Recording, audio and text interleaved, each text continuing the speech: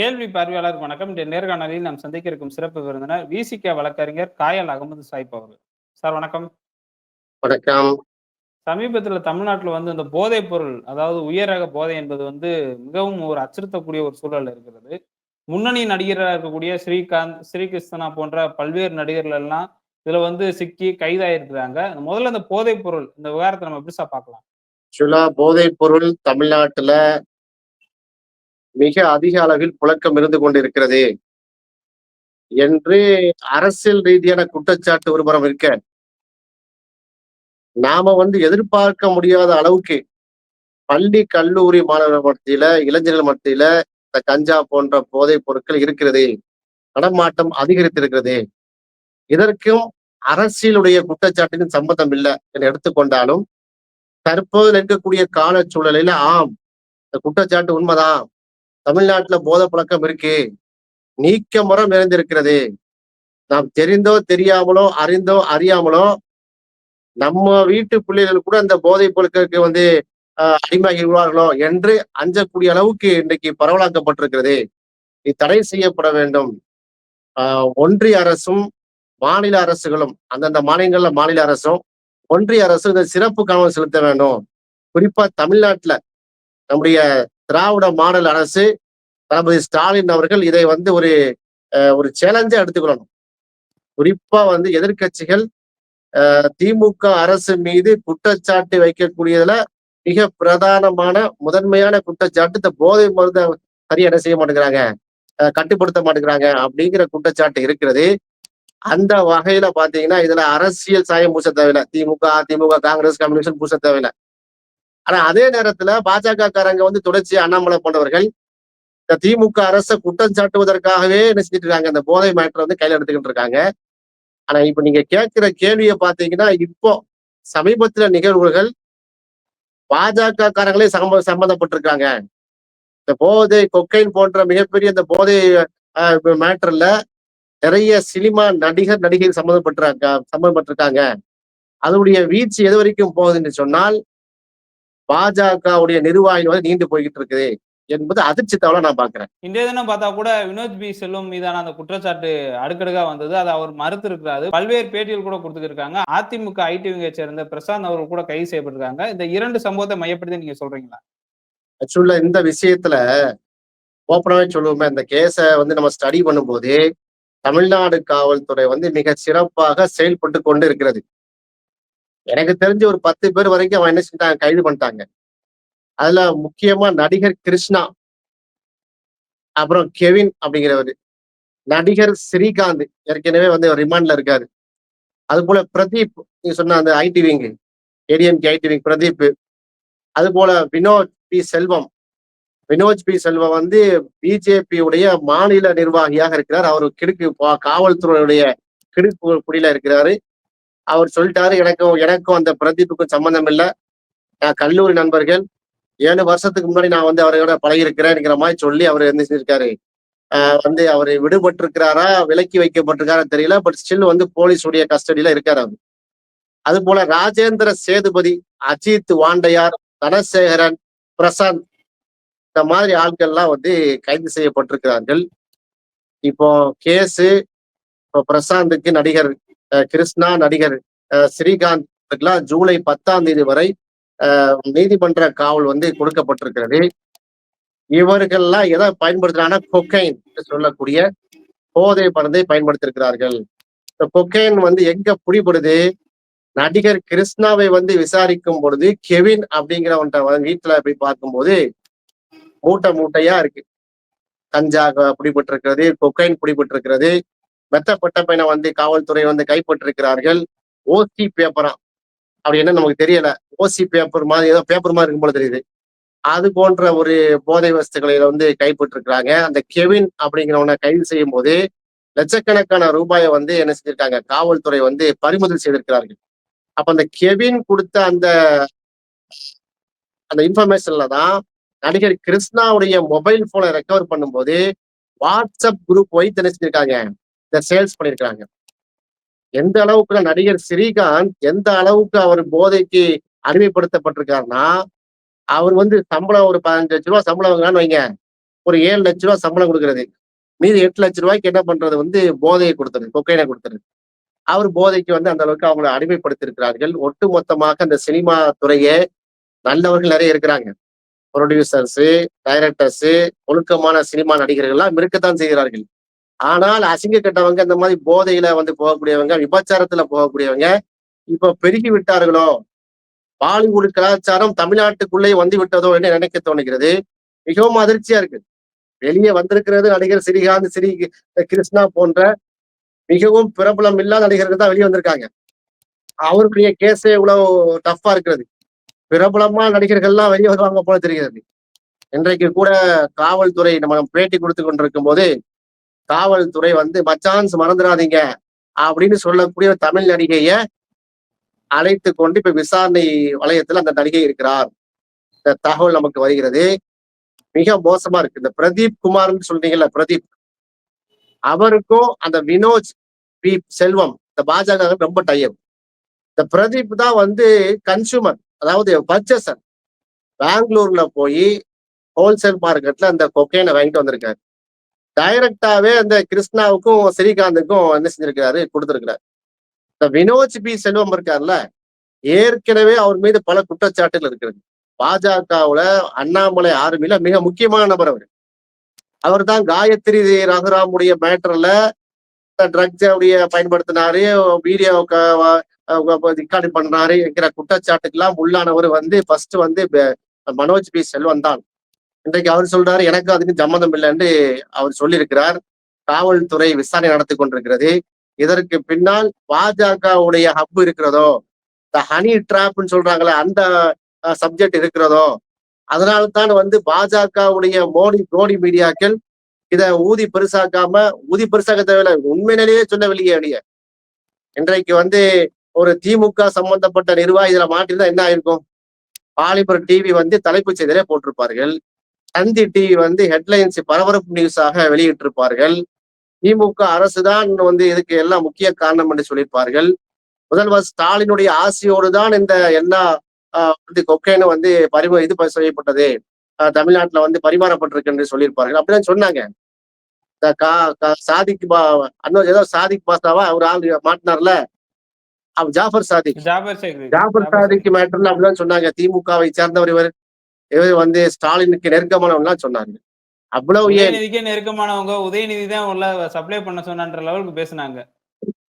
இந்த போன மாசம் சொன்னாங்கல்ல, கயாடு லோகர் சொல்லக்கூடிய வெஸ்ட் பெங்கால் மேற்கு வங்கத்தினுடைய அந்த பிரபலமான நடிகை, அவங்க எல்லாம் 35 லட்சம் ரூபாய் கொடுத்து அவருக்கு ஒரு நாள் நைட்டு டான்ஸ் ஆடுவதற்கு ஒரு பார்ட்டிக்கு அழைத்திருக்கார்கள்.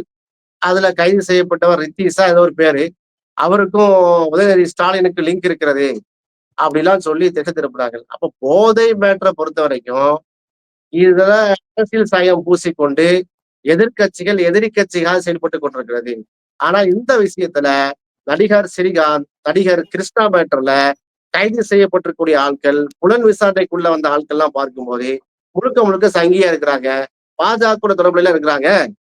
இன்னைக்கு வந்து வினோஜ் பி செல்வம் தற்போது புதிய தலைமுறைகள் கொடுத்த பேட்டியில கூட மறுத்திருக்காரு. இப்பதான் அதுவுமே ரிலீஸ் ஆயிருக்கு. அதான் நான் 2016, 2012 பிரதீப்புடன் அவர் பழகியதாகவும் கல்லூரி நண்பராகவும் அந்த டைம்ல எடுத்த போட்டோ என்று சொல்லியிருக்கிறார். நாம என்ன சொல்றோம், விசாரணையில நடிகர் ஸ்ரீகாந்த், நடிகர் கிருஷ்ணாக்கு கொக்கைன் தொடர்பு இருந்திருக்கிறது. நடிகர் கிருஷ்ணா ஏன் கேரளாக்கு தப்பி சென்றார், கேரளால அவருக்கு அடைக்கலம் கொடுத்தது யாரு, அவருடைய மொபைல் போன்ல இருக்கக்கூடிய ஜிபேல பேங்க் அக்கௌண்ட்ல இருக்கக்கூடிய மேட்டர்கள் யார் யாருக்கு பணம் அனுப்பியிருக்கிறாரு, எந்தெந்த நடிகருக்கு எல்லாம் பணம் அனுப்பியிருக்கிறாரு, அதுல ஃபரன்சிக் ரிப்போர்ட்டுடைய விஷயம் என்ன, எல்லாமே வெளியே வர போகிறது. அப்போ என்ன செய்ய முடியாது, வினோஜ் பி செல்வம் ஆட்கள் அவரு தான் உடந்தையா, அதுக்கு பின்னாடி வேற யாரும் இருக்கிறார்களா? ஏன் கேட்கிறோம்னா, ஒரு காலகட்டத்தில் தமிழ்நாட்டுல இத மாதிரி போதை வசதிகளை வந்து காவல்துறை பிடிக்கும் போது திமுக அரசு போயிடறாங்க, பாஜக சங்கி ஊடகங்கள். அப்ப நம்ம திரும்ப கேட்கிறோம், குஜராத்ல பிரதமர் மோடியுடைய மாநிலமாக இருக்கக்கூடிய குஜராத்ல பிரதமர் மோடிஜியுடைய நெருங்கிய நண்பரா இருக்கக்கூடிய அதானி, அவருடைய முத்ரா துறைமுகத்துல வந்து இறங்கிறதாக, கைப்பற்றப்பட்டதாக போதைப் பொருட்கள் இருக்குல்ல, அதெல்லாம் கைப்பற்றப்பட்டு குற்றவாளிகள் நீதிமன்றத்துல வந்து விசாரணையில இருக்காங்கல்ல, அதுலாம் எங்க போச்சு அந்த போதை மருந்து? யாருக்கு வந்தது? இந்த கேள்வி கேட்டுக்கிட்டே இருக்கமே. உதாரணமா செப்டம்பர் 2021 2988 கிலோ ஹெராயின் பறிமுதல் பண்ணாதா இல்லையா? என்ஐஏ, என்டிபிடிஎஸ் எங்க? குஜராத்ல முத்ரா துறைமுகத்துல. யாருக்கு வந்த சரக்கு? யாருக்கு அனுப்பப்பட்டது? யாருக்கு அனுப்புனா? இப்ப அந்த ஹெராயின் யாரு கையில இருக்கிறது? அது போல 26ஆம் தேதி மே மாசம் 26ஆம் தேதி 2022 56 கிலோ கொக்கேன் சற்றொப்ப இந்திய மதிப்புக்கு 500 கோடி ரூபாய் அளவுள்ள அந்த போதை முத்ரா துறைமுகத்துல வந்து பறிமுதல் செய்யப்பட்டது. அந்த கப்பல்ல வந்து இறக்கி வைக்கும் போது இந்த கண்டனை பிடிபடுகிறது. யாருக்கு வந்த சரக்கு? இப்ப அந்த சரக்கு எங்க இருக்கிறது? ஜூலை 13ஆம் தேதி 2022 75 கிலோ ஹெராயின் பிடிப்பட்டது. இந்திய சந்தை மதிப்புக்கு 376 கோடி ரூபாய். எப்படி முத்ரா துறைமுகத்துக்கு அசால்ட்டா எப்படி வருது? பிடிப்பட்டதே இந்த அளவுனா பிடிபடாத சரக்குகள்லாம் எந்த அளவுக்கு இருக்கிறது? யாருக்கு வெளியே செய்யப்படுது? அப்ப இந்தியா ஃபுல்லா போதை நடமாட்டம் இருக்கிறது என்று சொன்னால், அப்ப ஹோல்சேல் வந்து முத்ரா துறைமுகம் இறங்குறதா? இதுக்கு யாரு பொறுப்பு? பிரதமர் ஏன் இதற்கு வந்து பதில் சொல்லவில்லை? ஏன் உள்துறை அமைச்சரே பதில் சொல்லாமல் இருக்கிறார்கள்? ஆளக்கூடிய பாஜக குஜராத் கவர்மெண்ட் இதை பத்திய எந்த வெள்ளை அறிக்கை வெளியிட்டிருக்கிறதா? ஆகஸ்ட் 26ஆம் தேதி 2026 வருஷம் 3000 கிலோ ஹெராயின் 16 பேர் வந்து பிடிப்பட்டாங்க. அரஸ்ட் பண்ணப்பட்ட செய்தி தேசிய ஊடகங்கள்ல சொல்லப்பட்டது. அந்த 16 பேர் நிலைமை என்ன? அந்த 3000 கிலோ ஹெராயின் யாருக்கு வந்தது? மே மாசம் 13ஆம் தேதி போன மாசம் 2025 போன மாசம் 21,000 கோடி உடைய ட்ரக் உடைய கடத்தல் மன்னன் ஹர்பீத் சிங் தல்வார் அவருக்கு உச்ச நீதிமன்றத்துல வந்து பெயில் வழங்கறதுக்காக வேண்டி பிணை கேட்டு ஃபைல் பண்ணாங்க. அதனுடைய பின்னணி என்ன? உச்ச நீதிமன்றம் அதுக்கு பிணை கொடுக்க மறுத்து விட்டது. அப்ப இவ்வளவு விஷயங்கள் இருக்கிறது. இப்ப தமிழ்நாட்டுல வந்து இப்ப வினோஜ் பி செல்வம் போன்ற பாஜக சம்பந்தப்பட்டிருக்காங்களே, இந்த நெட்வொர்க்குக்கு அதுக்கு சம்பந்தம் இருக்கா? அதான் நம்ம கேட்கிறோம். தமிழ்நாட்டுல வந்து ஸ்டாலின் அரசு நடவடிக்கை எடுக்கவில்லை, போதைக்கு வந்து கட்டுப்படுத்தவில்லை என்று சொல்லக்கூடிய அண்ணாமலை ஜி, அது போன்ற பாஜக காரங்களா இதுக்கு பதில் சொல்லுங்க. புரியுதா? இதுக்கு பதில் என்ன? அப்ப ஹோல்சேல் டீலர் யாரு? ஏன் முத்ரா துறைமுகத்துல வந்துகிட்டே இருக்கு? அப்ப முத்ரா துறைமுகம் குஜராத்ல இருக்கக்கூடிய அதானியுடைய முத்ரா துறைமுகத்தின் வழியாகத்தான் நாடு உள்ள இருக்கக்கூடிய மாநிலங்களுக்கு போதை சப்ளை பண்ணப்படுகிறதா? நேரடியான கேள்வி. மறுத்தா அதுக்கு பதில் சொல்லுங்க. இவ்வளவு கேசஸ் வந்து ஃபைல் பண்ணப்பட்டிருக்கு. நான் வந்து வழக்கு விவரம் சொல்லியிருக்கிறேன். வழக்குல உள்ள அந்த குற்றச்செயல் புரிந்த நபர்கள் அந்த தேதி வரை சொல்லியிருக்கிறேன். வழக்குல மாட்டாத பைபாஸ் பண்ணி போன எத்தனை கிலோ, எத்தனை ஆயிரம் கிலோ, எத்தனை கோடி ரூபாய் உடைய சரக்கு வந்தது யாமறியும், யாருக்கும் தெரியாது. அது மோடிஜி தான் விளக்க வேண்டும். இல்ல இப்ப வழக்கமா வந்து தமிழ்நாட்டுல ஒரு சிறிய அளவிலான ஒரு போதைப் பொருள் சிக்கினாவே பாஜகவும் சரி, அதிமுகவும் சரி இதுல மிகப்பெரிய ஒரு அரசியல் செய்வாங்க. ஒரு படிக்கு மேல போய் அண்ணாமலை அவர்கள் வந்து போராட்டத்துல எல்லாம் குதிப்பாங்க. இந்த ஒரு சம்பவத்த வந்து ஒரு மௌனமா கடப்பதற்கான காரணமா நம்ம எப்படி சார் பார்க்கலாம்? ஆக்சுவலா காவல்துறை கிடுக்கிப்பிடி போட்டிருக்கிறது. இதுல உள்ள நோண்டுனா வந்து பெரிய பெரிய ஆட்கள்லாம் சிக்குவார்கள் போல தெரிகிறது. அதனாலதான் வந்து அண்ணாமலை யாருமே அடக்கி வாசிக்கிறது. பாஜக காரங்க அமைதியா இருக்கிறாங்க. எங்க நயினார் நாகேந்திர மாமா வந்து காதுல வாங்காமையே போயிட்டு இருக்கிறாங்க. எப்பவுமே வானத்துக்கும் பூமிக்கும் துள்ளி குதிக்கக்கூடிய எங்க அக்கா தமிழிசை சவுந்தரராஜன் எந்த விதமான பதில் சொல்லாம அமைதியாக இருக்கிறாங்க. அப்ப இதுல என்ன கேள்வி? நம்ம ஒரு காலத்துல போதை மருந்து எங்கெங்க கேள்விப்பட்டிருப்போம்? வடநாட்டு எல்லாம் கேள்விப்படுவோம். அது இந்தி நடிகர்கள் அப்படிதானே கேள்விப்பட்டோம். பாலிவுட் நடிகர்கள், சினிமா நடிகர்கள். இது வரைக்கும் நீங்க நாட்டுல நடந்த விஷயங்கள்லாம் பாத்தீங்கன்னா அப்படிதான் கேள்விப்பட்டிருக்கிறோம். இப்போதுதான் அந்த 10-11 வருஷமா தான் தமிழ்நாட்டுல இந்த அதே நோய் பற்றி இருக்கு. நீங்க அந்த வரலாற்றை நீங்கள் பார்ப்பதாக இருந்தால், சஞ்சய் தத் இந்தி பெரிய பாலிவுட் ஸ்டார் 1980 அவர் வந்து என்ன செய்யாரு? போதை மேட்டர்ல அவர் கைது செய்யப்பட்டார். அப்புறம் பரீத் கான் 2001, ஆர்யா கான் 2021, சல்மான் கானுடைய மகன். அப்புறம் தீபிகா படுகோனே, படு கவர்ச்சியான நடிகை நடிப்பாங்கல்ல மகாராஷ்டிரா பாம்பேல, தீபிகா படுகோனே 2020 மாட்டினாரு. அதே போல பாத்தீங்கன்னா ரியா சக்கரமூர்த்தி அவர் வந்து 2020 சுசாந்த் சிங் ராஜ்புத்துக்கு அவர் போதையை கொடுத்தாருன்னு சொல்லி மிகப்பெரிய வழக்கு நடந்து கொண்டிருந்தது. அப்புறம் அர்மான் கோலி 2021 பாரதி சிங் ஹர்ஷலம்பா சியாங் அவர் வந்து ஏன்னா 2 பேர் அவங்க குணச்சித்திர நடிகர்கள், சிரிப்பு நடிகர்கள். அவங்க வந்து 2020 மாட்டினாங்க. சாரா அலிகான் 2020, ஸ்ரத்தா கபூர், ராகுல் ராமகிருஷ்ணா, இந்த தெலுங்கு ஆக்டர், அவர் கூட மாட்டினாரு. அது போல ராகுல் பிரீத் சிங், கமால் ஆர் கான் எல்லாமே பாலிவுட் நடிகர்கள். அப்ப அங்க வடக்கன்ஸ் தான் வந்து பாத்தீங்கன்னா இந்த மாதிரியான போதை வஸ்துக்களுக்கு அடிமையா இருந்தாங்க. நம்ம சைடுல பாத்தீங்கன்னா ஒரு வெறும் ரஜினி திவேதி, கன்னடால பெங்களூர்காரரு, அப்புறம் சஞ்சனா, இது சாரி ஜன்னாவா ஏதோ பேரு, கல்ராஜ், இப்படிப்பட்ட ஆட்கள் தான் வந்து பேரே வாயில் நுழைய மாட்டேங்குது பாருங்க. பிரபலம் இல்லாத பேர்கள் தான் இந்த கர்நாடகா, ஆந்திரால பிடிபட்டாங்க. ஆனா இப்போ வந்திருக்கிறது ஸ்ரீகாந்த், இது போன்ற கிருஷ்ணா, இவர்கள் எல்லாம் வந்து விசாரணையில உள்ள வரும்போது நமக்கு அதிர்ச்சியா இருக்குது. இவர்கள் மட்டும்தானா? இன்னும் தமிழ் நடிகர்கள் நிறைய இருக்கிறாங்களா? தமிழ் நடிகைகள் இருக்கிறார்களா? என்ற கேள்வி வருகிறது.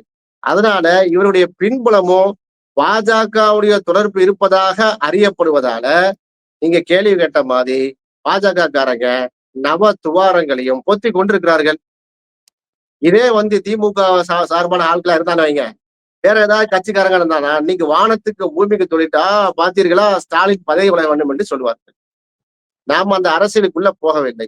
இதை போதை வஸ்துவை வந்து திமுக, அதிமுக என்று நம்ம பார்க்கவில்லை. எல்லா ஆட்சி காலத்திலும் இது போன்ற போதை பழக்கம் இருக்கிறது. இப்போது நடமாட்டம் அதிகரிக்கும் சொல்றீங்களா? அதை கட்டுப்படுத்த வேண்டும். நேரடியாக தமிழக அரசுக்கு நம்ம கோரிக்கையா நம்ம வைப்போம். இந்த வழக்கை காவல்துறை சிறப்பு கவனம் செலுத்த வேண்டும். உரிய முறையில விசாரிக்க வேண்டும். யார் யாரெல்லாம் பாதிக்கப்பட்டிருக்காங்களோ அவங்களுக்கு மறுவாழ்வு அளிக்க வேண்டும். தெரியாம பாதிக்கப்பட்டவங்க, அறியாம சிக்கினவங்களுக்கு வந்து மறுவாழ்வு மையங்கள்ல சிகிச்சை அளிக்கப்பட வேண்டும். இந்த போதை வஸ்துக்களை பயன்படுத்தி கிரிமினல் குற்றம் புரிந்த அந்த வியாபாரிகளை மீது கடுமையான நடவடிக்கை எடுத்து தண்டிக்கப்பட வேண்டும். இதை கோரிக்கையா வைப்போம். அவ்வளவுதான் அதை செய்ய முடியும். போதைப் பொருள் வழக்கு குறித்தும் பாஜக அரசியல் செய்ய மறுப்பது குறித்தும் பல்வேறு கருத்துக்களை மிக்க நன்றி சார். நன்றி.